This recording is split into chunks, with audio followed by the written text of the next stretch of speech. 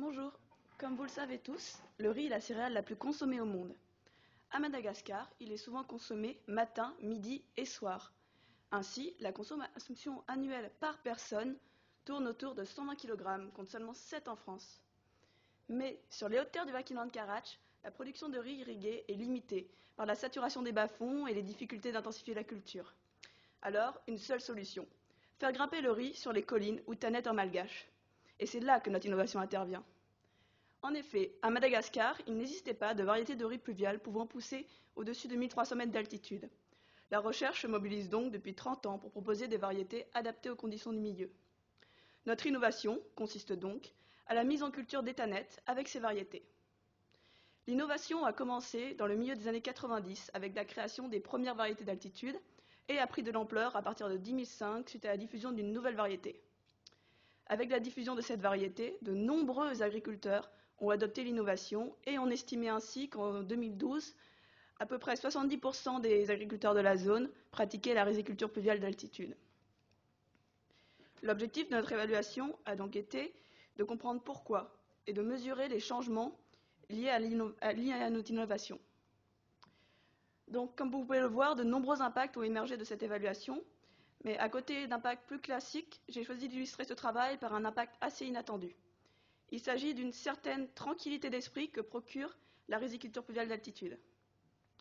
Lorsqu'interrogés sur les changements liés au riz pluvial d'altitude, de nombreux bénéficiaires ont formulé des descripteurs tels que « la vie devient plus facile ».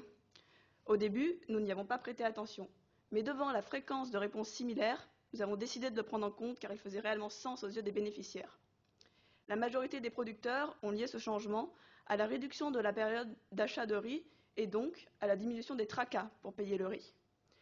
La diminution de la période d'achat de riz est également un impact que nous avons étudié lors de cette évaluation.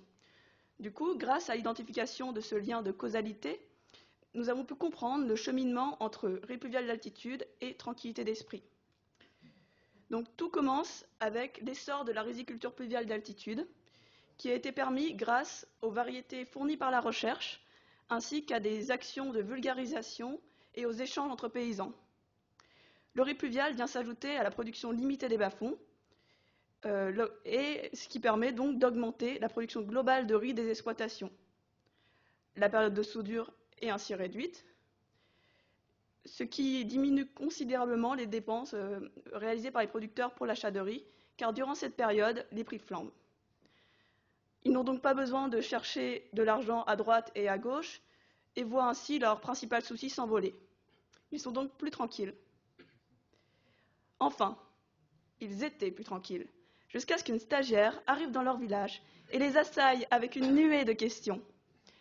Les évaluations participatives sont indispensables lorsqu'on a pour objectif de mesurer ce qui compte réellement aux yeux des bénéficiaires.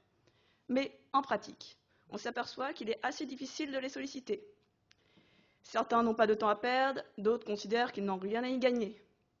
Le problème, c'est que les personnes qui nous répondent de manière la plus volontaire font souvent partie d'une catégorie un peu plus favorisée de la population. Pour obtenir de la diversité dans notre échantillon, on est donc parfois contraint de faire le pied de grue pendant des heures devant la maison d'un agriculteur. Ce type de méthode demande donc de la patience, car son caractère itératif nous pousse à solliciter à de nombreuses reprises les acteurs. En conclusion de cette évaluation, on a appris que le riz pluvial d'altitude prenait de plus en plus d'importance dans les exploitations agricoles familiales et était un pilier de l'autosuffisance alimentaire. Ce résultat confirme donc la nécessité pour la recherche